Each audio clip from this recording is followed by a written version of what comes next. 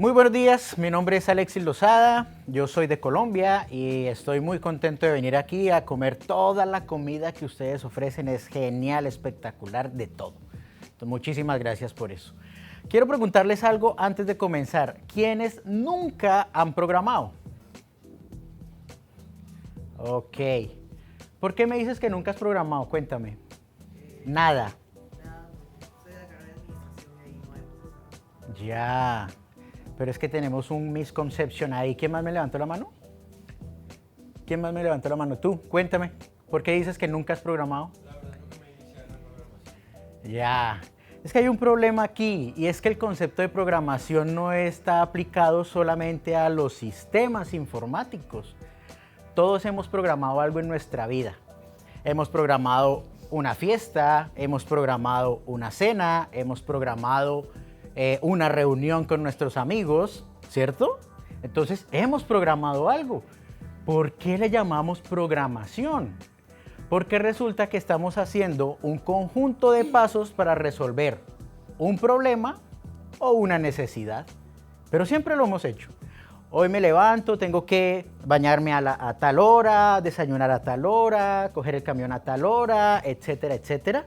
Y eso es la programación, una serie de pasos para cumplir un objetivo, resolver un problema o una necesidad, ¿ok? Pero para poder programar necesitamos ejecutar unos algoritmos, diseñar unos algoritmos.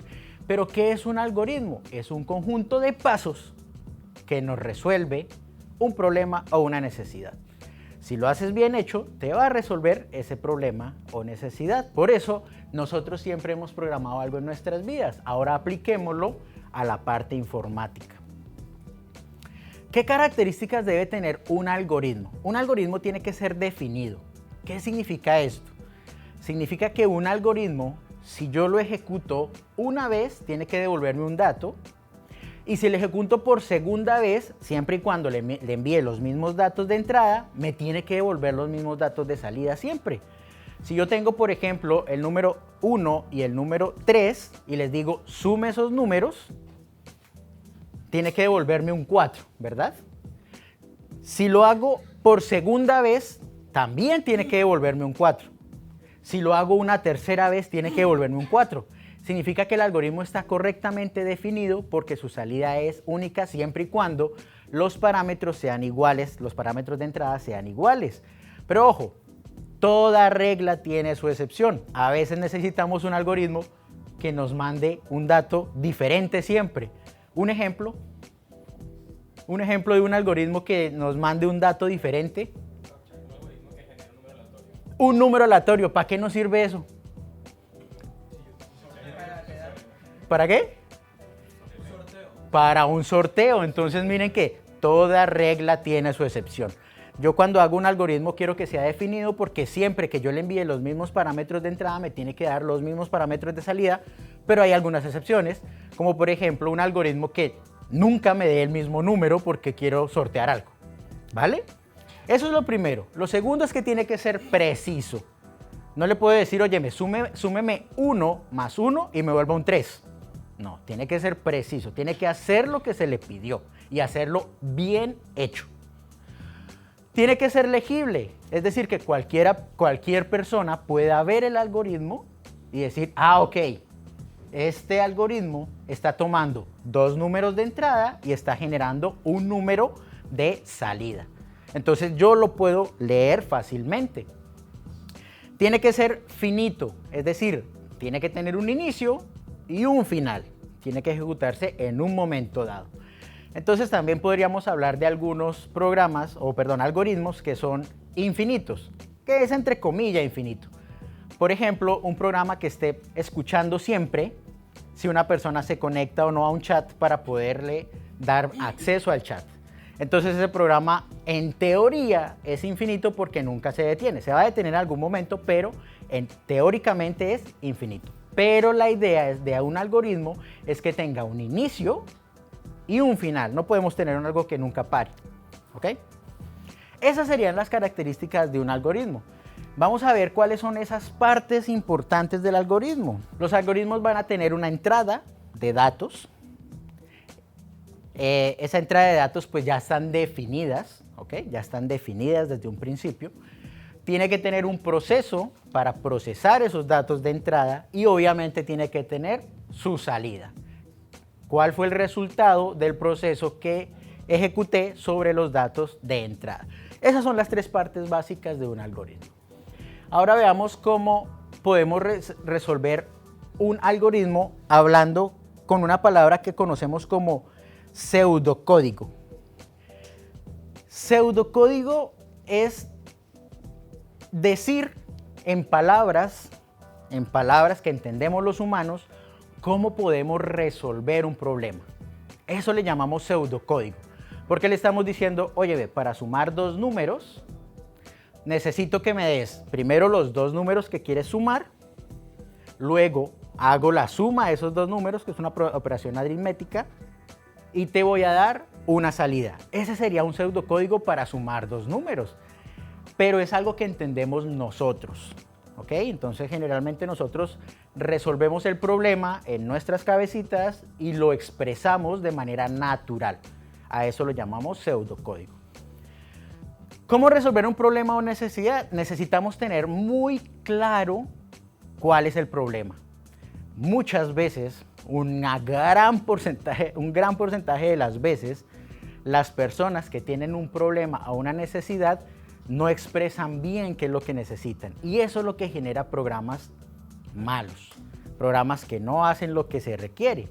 Entonces tenemos que tener mucho cuidado en el enunciado del problema. Tiene que ser claro, conciso y completo. No me puedes decir, oye, necesito que me resuelvas el problema de registrar a las personas para el evento. Ok, óyeme, pero yo quería que aparte de que se registraran, cuando llegaran, confirmaran que vinieron. Ah, eso no está, porque nunca me lo dijiste completo. Entonces, aquí esta es una de las partes más importantes para resolver cualquier problema. Cuando quieras resolver un problema, tienes que sentarte con la persona que tiene el problema y hacerle una entrevista donde puedas sacarle la mayor cantidad de información.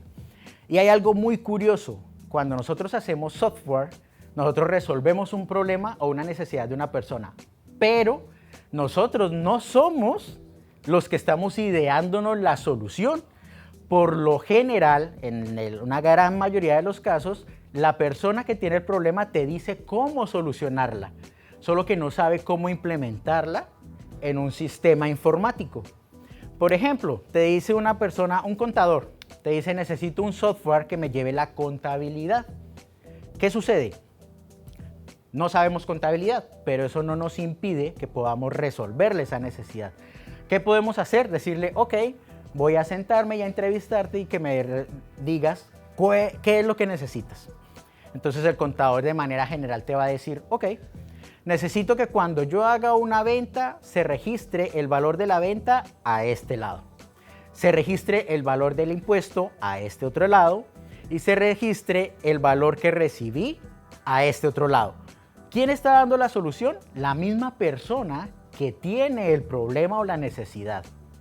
Lo que nosotros hacemos es aterrizar esa solución de problema que nos han dado de manera natural y entregarla en un sistema informático. Entonces esto es súper lindo porque de verdad vas a aprender de muchas áreas cuando estás resolviendo problemas. Trata de, si estás trabajando en una empresa o si estás iniciando tu proyecto, aprender de todas esas áreas porque puedes llegar a darle un paso más de solo resolverle la necesidad a la persona. ¿Ok? Entonces, tener el enunciado completo es uno de los puntos clave para poder resolver y hacer un programa bien hecho. Luego comenzamos y analizamos los datos que se van a procesar. Cogemos, ok, ¿qué es lo que vamos a hacer? El programa contable, ¿qué necesitas? Necesito tener un código de producto, un nombre de producto, el valor del producto y el porcentaje de impuesto que necesitamos para ese producto en específico. Genial, estamos analizando qué datos vamos a procesar. Y vamos a tener esos datos de entrada. Ya la persona nos dice, te voy a dar el producto, precio, impuesto y cantidad de venta. Genial. Luego nosotros le preguntamos, ¿Y qué quieres que te devuelva? Ah, mira, lo que yo quiero que me devuelvas, que me entregues, o sea, la salida de lo que nosotros vamos a hacer, va a ser que me digas cuánto tiene que pagar en total la persona. Entonces, si compró un producto de 100 soles y el impuesto a las ventas acá es del 19, del 20, ¿de cuánto es? 18. Vamos a decir 18 para estandarizar. Entonces, si yo te digo que el producto es de 100 soles y son 18 soles de impuestos, dime cuánto tiene que pagar la persona en total. Perfecto. Tengo los datos de entrada y ya sé cuáles son los datos de salida. Vamos a ver qué fórmulas necesito. Yo no sé cómo se saca el impuesto. Señor contador, ¿cómo saco el impuesto? Ah, mira, coges el valor del producto, le multiplicas por el impuesto, lo divides en 100 y ese es el valor que te va a dar. Genial. Ya tengo la fórmula. Tengo los datos de entrada, sé que quiero que devuelva y tengo las fórmulas. ¿Qué es lo último que necesitaría? Datos de prueba. Ok, ya lo hice con 100, pero deme más datos para ver si lo que yo hice funciona. Porque qué tal que me sirva con 100, pero cuando me traigan un producto de 200 ya no me dé 36 sino 20. Quedó mal algo, ¿cierto? Entonces, dame hartos datos de prueba que ya se tienen. Ok, si yo meto 100, me tiene que dar 118. Si meto 200, me tiene que dar 236. Hartos. Y yo ejecuto esas pruebas para ver si funciona. Y ya.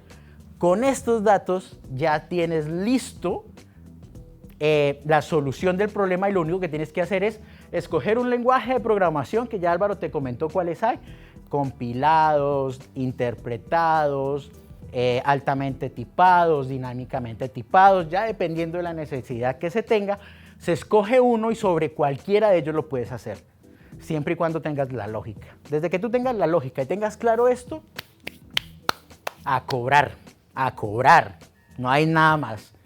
¿Listo? Y algo importante es identificar diferentes soluciones. A veces, cuando nosotros comenzamos, tenemos las soluciones a un problema. Tenemos los datos de entrada, la salida, las fórmulas, genial. Óyeme, pero si lo hacemos producto por producto, me voy a demorar un poquito más. ¿Qué tal si sumamos todos los productos y le aplicamos el IVA? Esa es otra solución, veamos si vale. ¿Qué tal si mejor lo hacemos producto por producto? Porque es que hay unos productos que no tienen el 18, sino que tienen un poquito más o tienen un poquito menos. Ok, siempre debes tratar de identificar otras soluciones que te permitan hacer más eficiente el programa o más efectivo, ya dependiendo de la necesidad. Entonces, teniendo eso claro, de que no te tienes que casar con un lenguaje y que no tienes que tener una única solución, ya vas a tener muchas opciones para desarrollar, ¿vale? Vamos a calcular si un año es bisiesto. Ah, no, aquí, uy, perdón, ya les mostré el resultado, perdón. Vamos a calcular si un año es bisiesto. Yo soy el cliente, ¿ok? Para las personas que lo están grabando, yo voy a decir todo lo que me digan para que lo escuchen. ¿Te puedo contratar a ti? ¿Sí? Quiero que me hagas un programa que me diga si un año es bisiesto o no.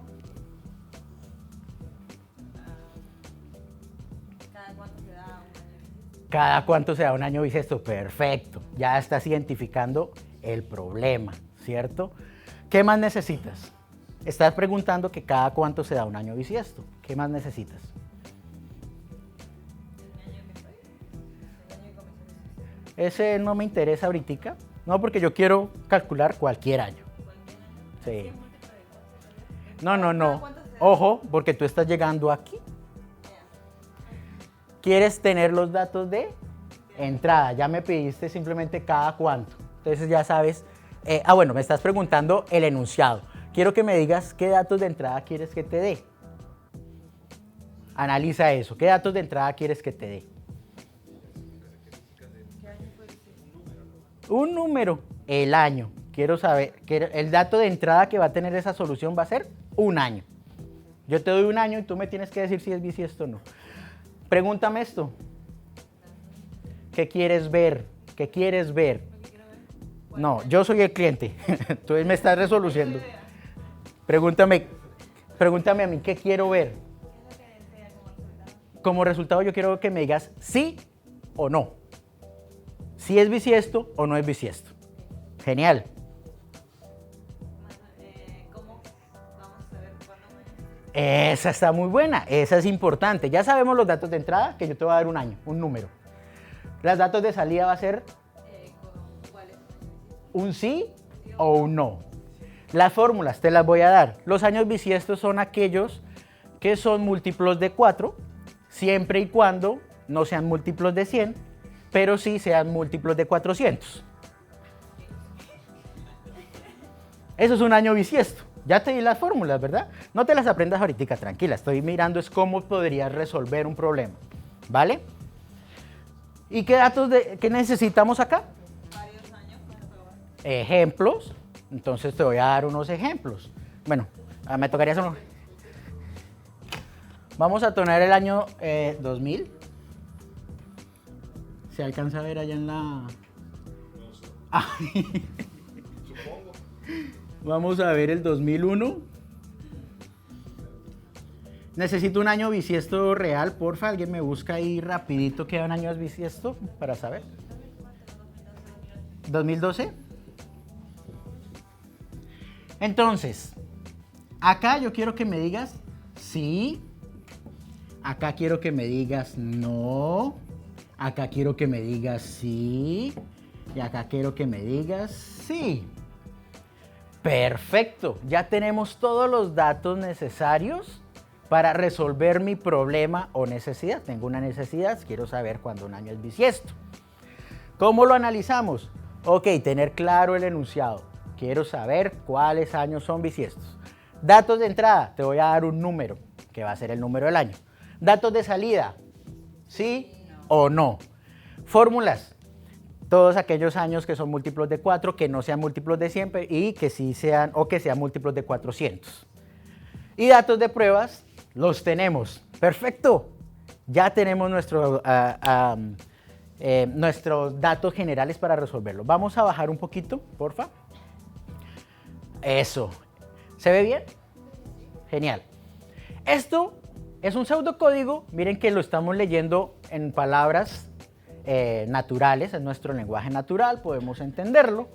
Y así lo vamos a resolver. El algoritmo está bien definido, es finito. Acá inicia, donde dice algoritmo año bisiesto, y termina donde dice fin de algoritmo. Va a tener unos datos de entrada. Ingrese el año, entonces a la persona le va a salir una pantallita que dice ingrese el año y vamos a leer el año. Tenemos las fórmulas.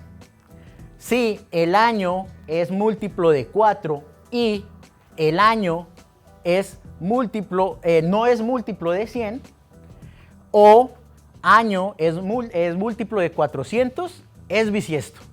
Ya tenemos todas las fórmulas que te dio el cliente, te lo dijo y tú lo analizaste, ok, analizaste muy bien. Ya van a ver esto de I, O, sí, no se preocupen, solamente estamos hablando de un algoritmo para resolver un problema. Si cumple, el año es bisiesto. Bueno, aquí aquí debería decir sí solamente, sí. Y si no, no. Perfecto, fin y fin del algoritmo. Cumplimos con resolverle la necesidad al cliente. ¿Es claro? Genial, ¿cierto? A mí me gusta mucho más esta forma de pseudocódigo porque lo estoy hablando de manera natural. Inicia el escribir, leer, si tal cosa, confirma. Pero hay otras formas un poco gráficas que también les ayudan a otras personas. ¿Cuál es mejor? La que a ti te guste. No hay una mejor. Realmente. Hay unas personas que ven la parte gráfica y lo entienden mucho más rápido y hay personas como yo que vemos la parte escrita y lo entendemos más rápido. Veamos la parte gráfica. Tenemos un inicio, ingrese el año,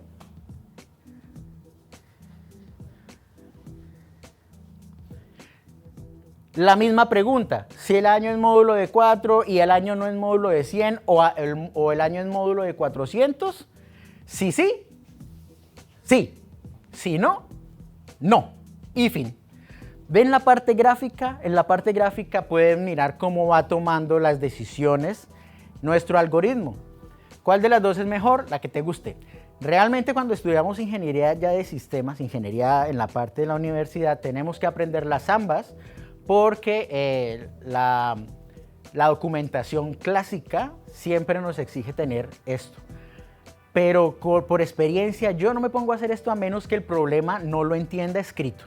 Si ya definitivamente tengo que hacer las bolitas y decir mejor cojo por acá y si no cojo por acá, lo hago a mano. No necesito un programa de computadora que me haga esto, lo puedo hacer a mano perfectamente y tomo las decisiones. Lo importante es saber cómo entender, generar el algoritmo. Luego de esto, ya tú escoges el lenguaje, ya no importa el lenguaje, ténganlo muy claro. Que lo quiero en Java, que lo quiero en C, que lo quiero en JavaScript, que lo quiero en Python, Go, Ruby, lo que quiera. Lo quiero en SQL, podríamos hacerlo en SQL también. Tocaría mirar el lenguaje específicamente del motor de base de datos, pero también es posible. Entonces, podemos resolver cualquier problema siempre y cuando tengamos bien hecho nuestro algoritmo, ¿vale? Cuéntame, una pregunta.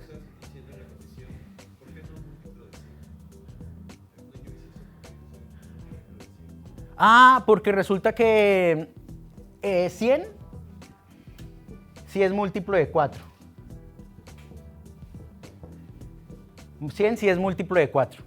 Pero resulta que los años que terminan en 100 no son bisiestos a menos que sea 400. Múltiplo de 400. Es por eso. No es nada de programación ni nada, es porque así esa es la lógica, la encuentras en cualquier programa. Así dice Wikipedia. ¿Vale? Es más por eso. Perfecto. Miren esto. Miren esto. Ya hicimos nuestro algoritmo, ya sabemos cómo resolverlo. Yo escogí Python porque me gusta. Bueno, en realidad me gusta más Go. Los que me conocen, los que me siguen en mi canal o los que me siguen en EDTeam saben que me gusta más Go. Pero Python es un lenguaje realmente muy lindo, muy lindo. Miren cómo apliqué eso que hicimos arriba, el algoritmo, lo hicimos en un lenguaje. Este código funciona, funciona. Veamos nuestro algoritmo. Digite el año. Lo teníamos en nuestro algoritmo, ¿cierto? Perfecto. Capture el año. Lo teníamos también, no ha cambiado nada. Si el año es múltiplo de 4 y año no es múltiplo de 100 o el año es múltiplo de 400, sí. Bueno, año bisiesto, pero es sí. Y si no, no. ¿Qué cambió nuestro algoritmo? No estoy hablando de la sintaxis. ¿En qué cambió nuestro algoritmo? En nada. Miremos si cumple. Está definido. Siempre que yo le meta, por ejemplo, el año 2000, me va a decir sí, siempre. Siempre. Entonces está bien definido. ¿Es finito? Sí. Inicia acá y termina acá. ¿Es preciso? Sí, porque siempre me va a dar el dato correcto. Si le doy 2000 me va a decir que sí, si le doy 2001 me va a decir que no. ¿Es legible? Bajémoslo, porfa. ¿Es legible? Lo entiendo, claro. Bueno, la fórmula se debe entender para el que la interpreta, ¿verdad? Entonces, si el año es múltiplo de 4 y año no es múltiplo de 100 o el año es múltiplo de 400, ok, lo estoy entendiendo, es fácil de leer. Entonces, cumple con la parte, las características del algoritmo, tiene unos datos de entrada, tiene unos datos de salida, tiene un proceso. No importa el lenguaje de programación, ¿vale? Genial, cuéntame la pregunta.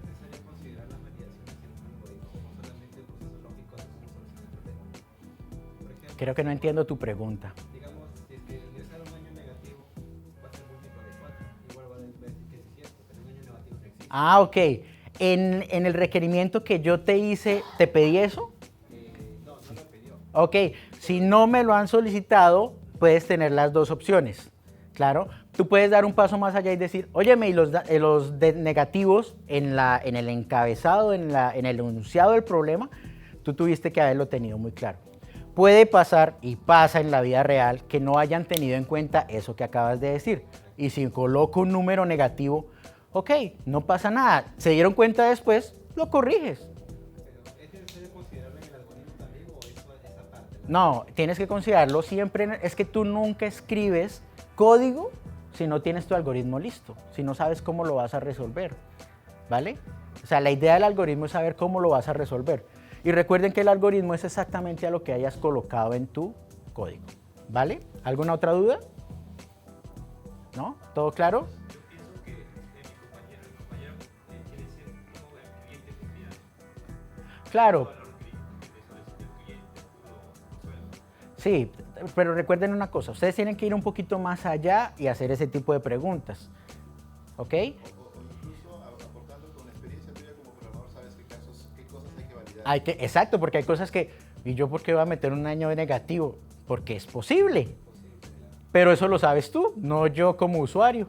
Y al revés, hay casos que tú no te enteras que tenías que validar hasta que te pasa. Hasta que te pasa. Eso sí es la carrera. Así pasa. Entonces, ¿Sale el control de calidad?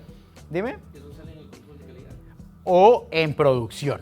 Eso te lo aseguro. Control de calidad es una buena herramienta, pero va a pasar se les va a pasar a todos. Producción, para los que no sepan, es cuando el producto ya está funcionando. Cuando ya funciona. Los clientes lo están usando. Lo están usando. O sea, no está en un lugar de prueba, ya está como la web de DETIP, ya la gente lo está usando y un cliente dice, ya pagué y no hay mi suscripción.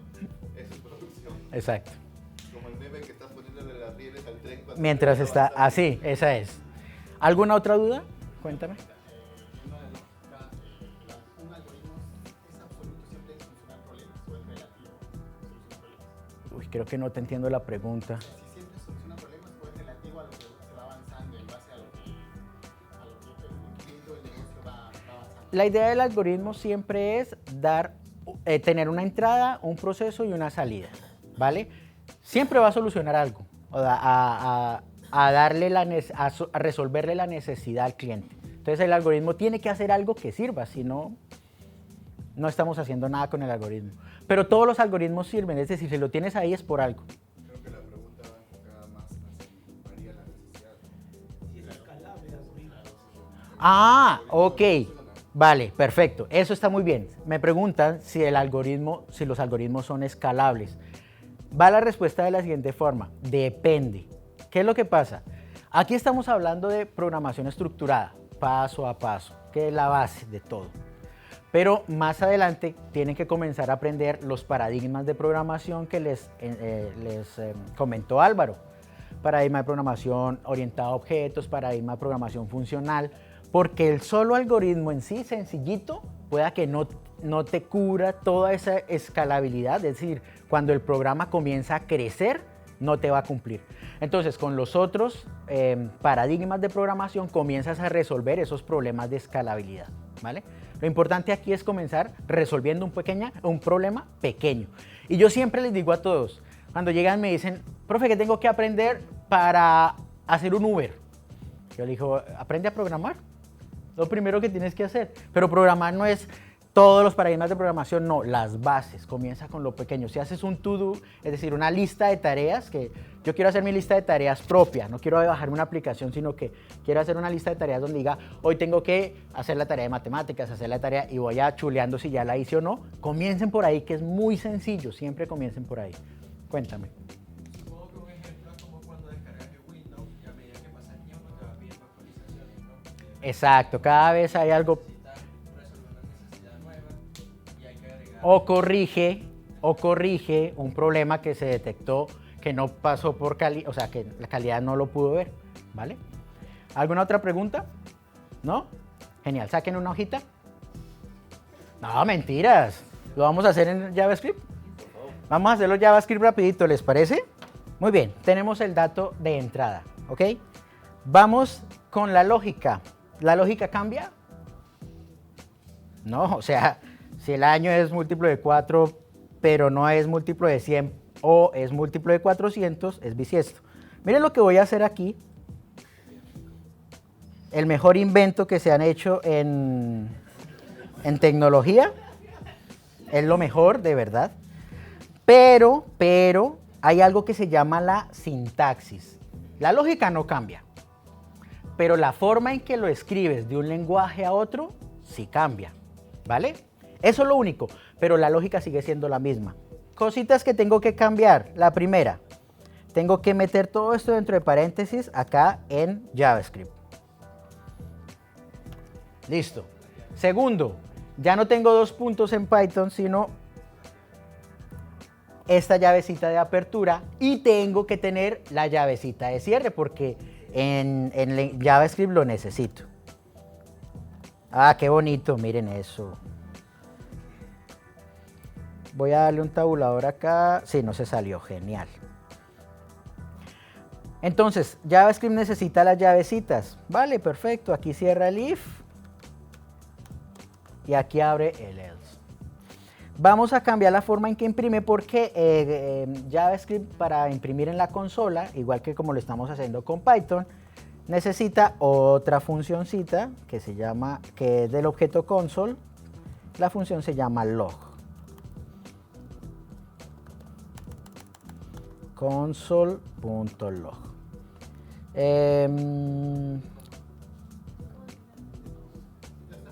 No se necesita punto y coma en JavaScript hace un buen tiempo. Creo que nunca. Se ha necesitado. Dicen que por buenas prácticas, pero hoy en día ya no se usa. Si tú miras los proyectos, los puntos y coma ya no se usan en JavaScript. En Python se necesita la palabra AND, que es y. Ya lo van a ver ahorita cuando vean operadores lógicos. Pero sí, cambia esto.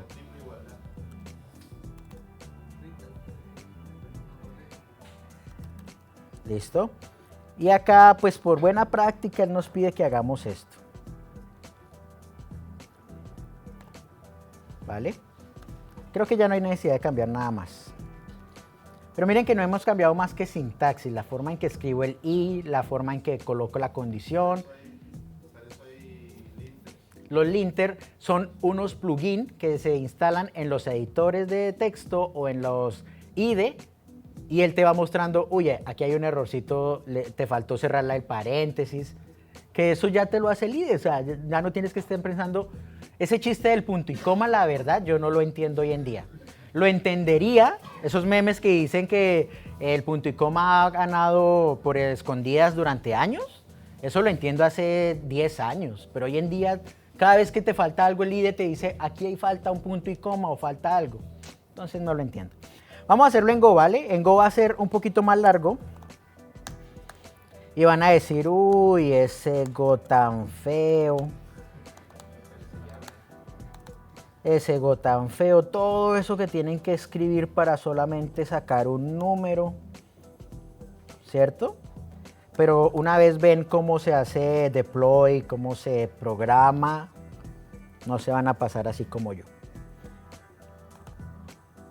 Necesito una función principal aquí porque así me lo pide Go. Pero ahí vienen qué voy a hacer. El mejor invento del año. Del año, no, de toda la historia de la computación, sí. Hoy todavía no me acostumbro a este touch porque hacia abajo es hacia arriba. Pero bueno, son cositas. Vamos a organizarlo para el lenguaje de programación Go, ¿vale? Una constante que la voy a llamar año y acá le voy a colocar fmt.scan,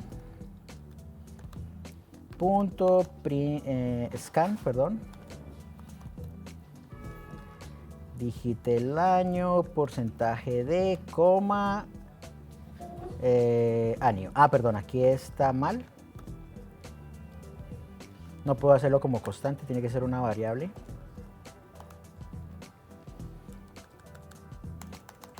Listo. Ya tengo el año. Las validaciones, no necesito estos paréntesis que envuelven todo el contenido, no lo necesito. No necesito los triple igual. Lo que es módulo, lo que es el operador y lo que es el operador o sigue siendo lo mismo. Y acá en lugar de hacer un console log, escribo fmt.println y lo mismo aquí abajito. fmt.println. Listo. Creo que si no hay errores de typo por ahí, así funciona. Quiero que me digan qué cambio del algoritmo. Nada. ¿Por qué el algoritmo es tan importante? La parte básica de la programación, resolver el problema primero escrito. Bueno, muchas veces ya con el tiempo nos vamos directamente a código por experiencia, pero cuando estamos comenzando, resolvamos el problema con el algoritmo. y verán, ya puede ser de manera gráfica o de manera escrita con lenguaje natural, pero ya van a entender, esto lo único que tengo que hacer es ponerlo en el lenguaje de programación que quiero, no más. De resto, la lógica sigue siendo la misma, lo único que cambia es para imprimir, en uno fue print, en otro fue console log y en otro fue fmt print ln. Genial, ya tenemos la parte básica para programar. ¿Ok? Última pregunta. Una pregunta. Cuéntame. ¿Cuál es la diferencia entre el doble igual y el triple igual? En JavaScript, eso es un invento de JavaScript, solo lo tiene JavaScript, pero en JavaScript lo que hace es decirte el valor es igual o el tipo de dato y el valor es igual, esa es la única diferencia. Entonces se recomienda utilizar el triple igual para que mire el tipo de dato y el valor. ¿Listo? Genial. Eso es algoritmo, espero que les haya quedado claro, que les haya gustado y vamos a continuar con tipos de datos. ¿Vale? Muchas gracias.